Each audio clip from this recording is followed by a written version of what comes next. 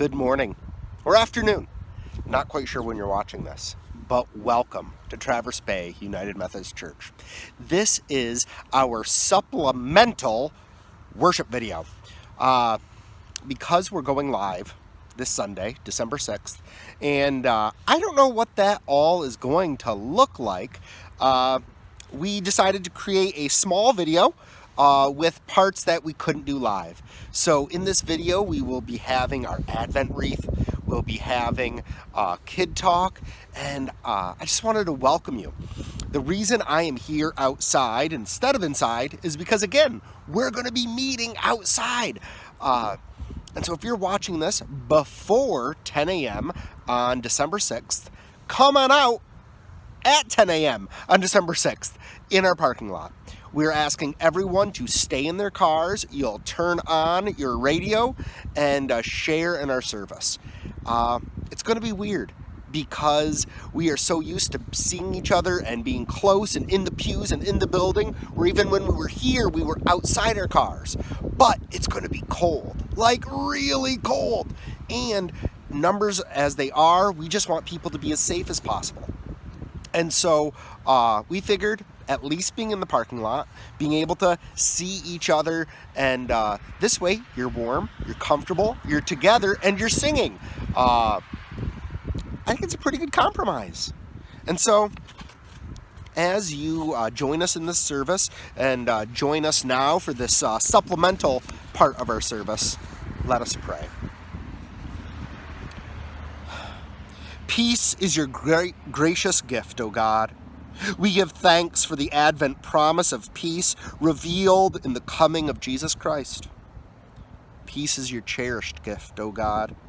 We give thanks for the opportunity to receive peace and to share peace in this faith community. Peace is your challenging gift, O God. We give thanks for the ways in which we can share peace in this nation and in this neighborhood. Peace is your eternal gift, O God. We rejoice that in Jesus we have the hope of peace, which encompasses heaven and earth, time and eternity. Amen.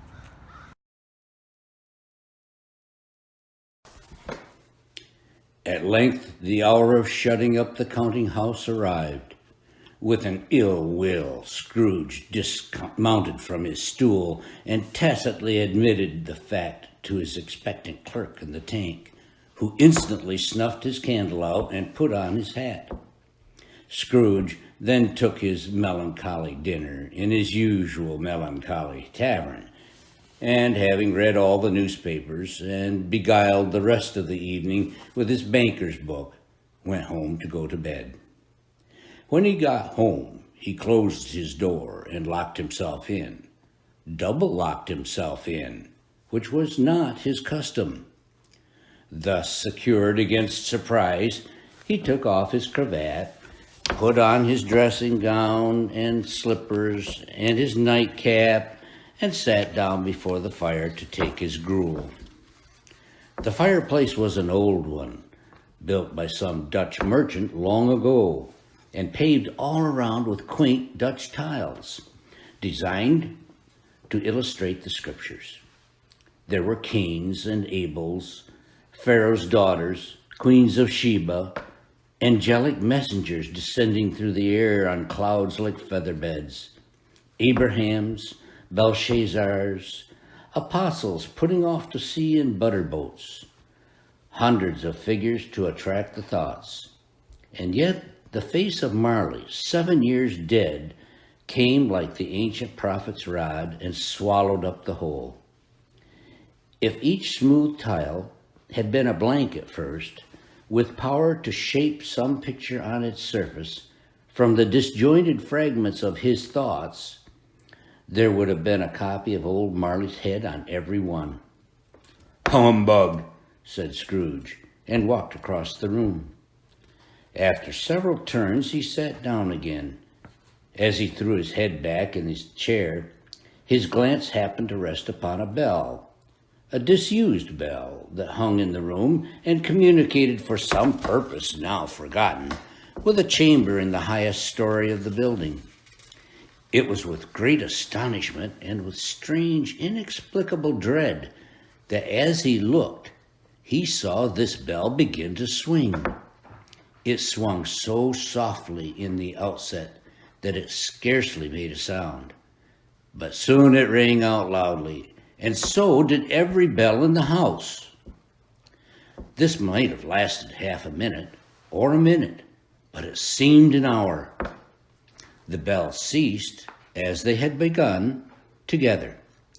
They were succeeded by a clanking noise deep down below, as if some person were dragging a heavy chain over the casks in the wine merchant's cellar. Scrooge then remembered to have heard that ghosts in haunted houses were described as dragging chains. The cellar door flew open with a booming sound, and then he heard the noise much louder on the floors below, then coming up the stairs, then coming straight towards his door. "It's humbug still. I won't believe it." His color changed, though, when, without a pause, it came on through the heavy door and passed into the room before his eyes. Upon its coming in, the dying flame leapt up as though it cried, "I know him, Marley's ghost," and fell again. The same face, the very same Marley in his pigtail, usual waistcoat, tights, and boots, the tassels on the latter bristling like his pigtail and his coat skirts, and the hair upon his head. The chain he drew was clasped about his middle. It was long and wound around him like a tail, and it was made, for Scrooge observed it closely, of cash boxes, keys, padlocks, ledgers, deeds, and heavy purses wrought in steel. His body was transparent, so that Scrooge, observing him and looking through his waistcoat, could see the two buttons on his coat tails behind. "How now?" said Scrooge, caustic and cold as ever. "Who are you?" In life, I was your partner, Jacob Marley.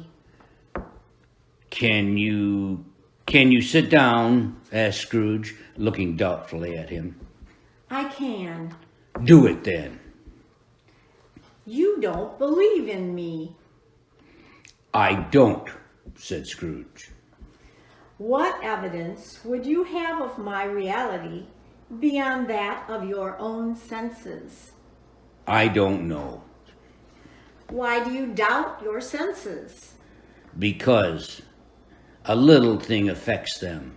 A slight disorder of the stomach makes them cheats. You may be an undigested bit of beef, a blot of mustard, a crumb of cheese, a fragment of some underdone potato. There's more of gravy than of grave about you, whatever you are." Man of the worldly mind, do you believe in me or not? "I do. I must. But why do spirits walk the earth? And why do they come to me?" It is required of every man that the spirit within him should walk abroad among his fellow men and travel far and wide. And if that spirit goes not forth in life, it is condemned to do so after death. It is doomed to wander through the world. Oh, woe is me! And witness what it cannot share, but might have shared on earth and turned to happiness. Again the specter raised a cry and shook its chains and wrung its shadowy hands. "You are fettered," said Scrooge, trembling. "Tell me why." I wear the chain I forged in life. I made it link by link and yard by yard. I girded it on of my own free will, and of my own free will I wore it. Is its pattern strange to you? Scrooge trembled more and more. Or would you know the weight and length of the strong coil you bear yourself? It was full as heavy and long as this 7 Christmas Eves ago. You have labored on it ever since. It is a ponderous chain. Scrooge glanced about him on the floor in the expectation of finding himself surrounded by some 50 or 60 fathoms of iron cable, but he could see nothing. "Jacob," he imploringly said, "old Jacob Marley, tell me more. Speak comfort to me, Jacob." I have none to give. It comes from other regions, Ebenezer Scrooge, and is conveyed by other ministers to other kinds of men. Nor can I tell you what I would. A very little more is all permitted to me. I cannot rest. I cannot stay. I cannot linger anywhere. My spirit never walked beyond our counting house. Mark me. In life, my spirit never roved beyond the narrow limits of our money-changing hole, and weary journeys lie before me. At this time of the rolling year, I suffer most. Why did I walk through crowds of fellow beings with my eyes turned down, and never raise them to the blessed star which led the wise men to a poor abode? Were there no poor homes to which its light would have conducted me? Scrooge was very much dismayed to hear the specter going on at this rate, and began to quake exceedingly. You will be haunted by 3 spirits. Without their visits, you cannot hope to shun the path I tread. Expect the first tomorrow, when the bell tolls 1. Excerpt from A Christmas Carol, Stave 2, The Ghost of Christmas Past, Fezziwig's Ball. The ghost stopped at a certain warehouse door and asked Scrooge if he knew it. "Knew it?" said Scrooge. "Was I apprenticed here?" They went in. At sight of an old gentleman in a Welsh wig sitting behind such a high desk that if he had been 2 inches taller, he must have knocked his head against the ceiling, Scrooge cried out with great excitement, "Why, it's old Fezziwig, bless his heart! It's Fezziwig, alive again." Old Fezziwig laid down his pen and looked up at the clock, which pointed to the hour of 7.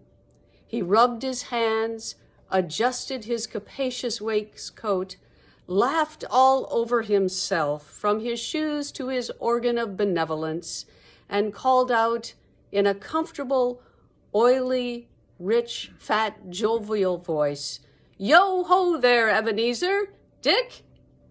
Scrooge's former self, now a grown young man, came briskly in, accompanied by his fellow prentice.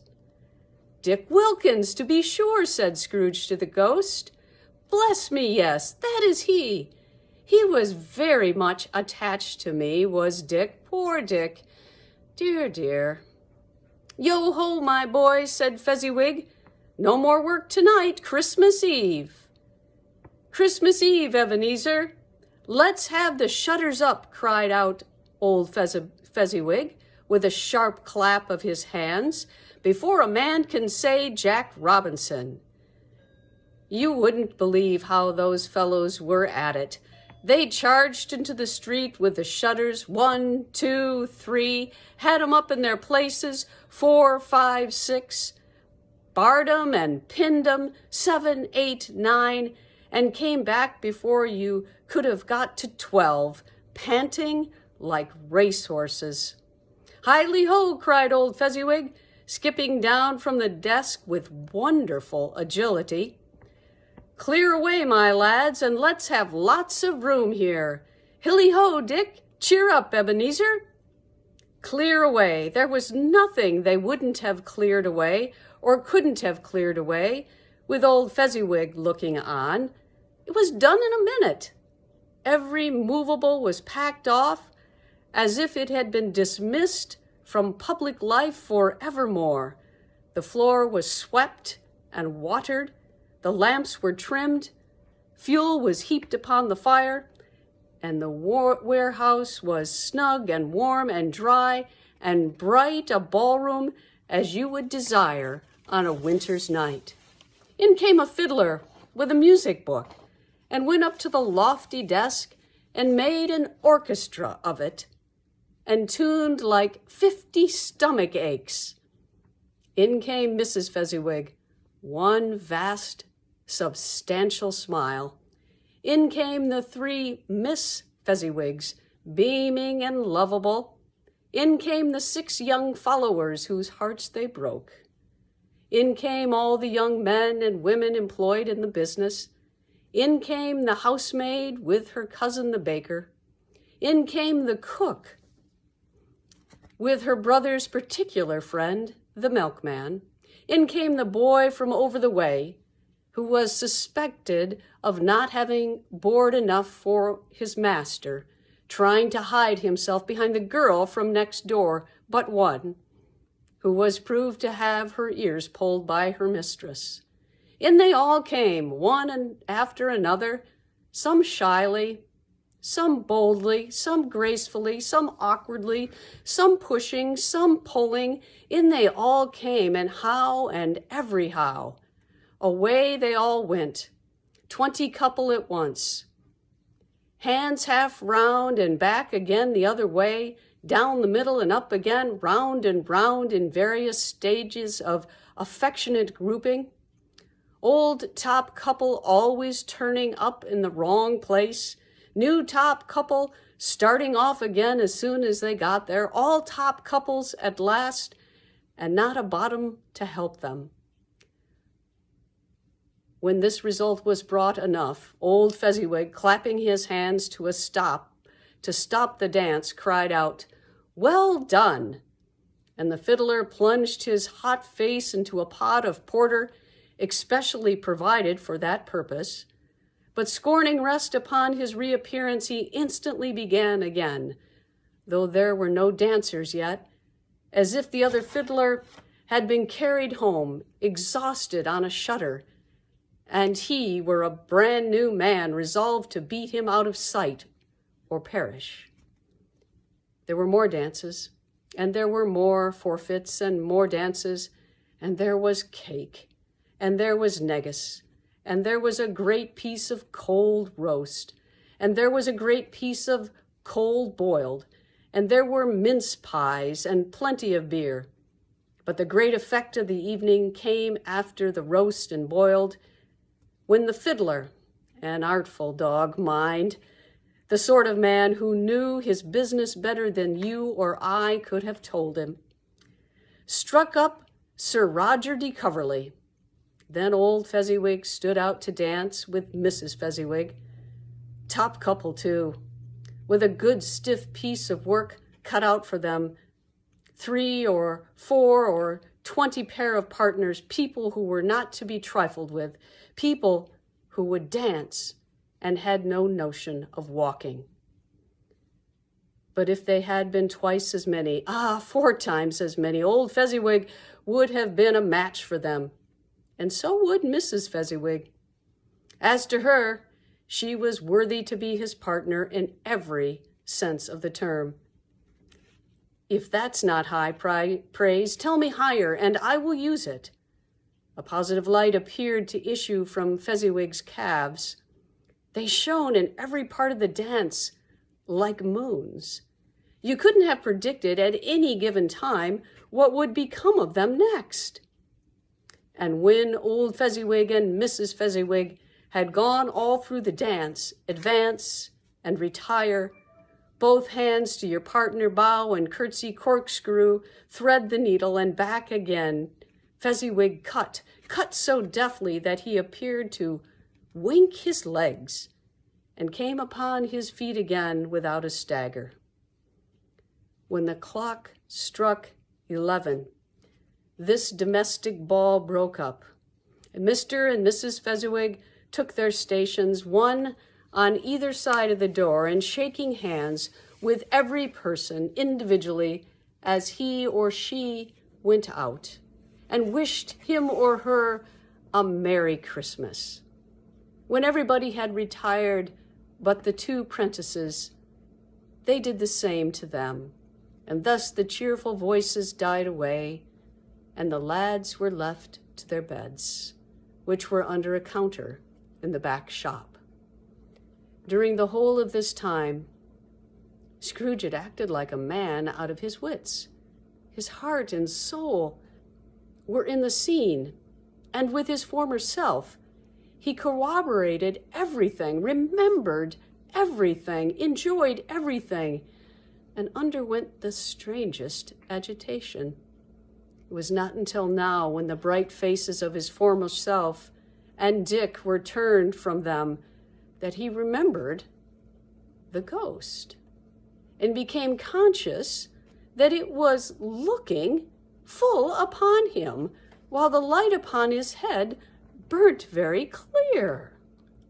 "A small matter," said the ghost, "to make these silly folks so full of gratitude." Small? Echoed Scrooge. The spirit sighed to him to listen to the two apprentices, who were panting and pouring out their praises to Fezwick, and when he had done so, said, "Why, is it not? He has spent but a few pounds of his mortal money, 3 or 4, perhaps. Isn't that so much that he deserves this praise?" It isn't that, said Scrooge, heated by the remark, and speaking unconsciously like his former, not his latter self. It isn't that, Spirit.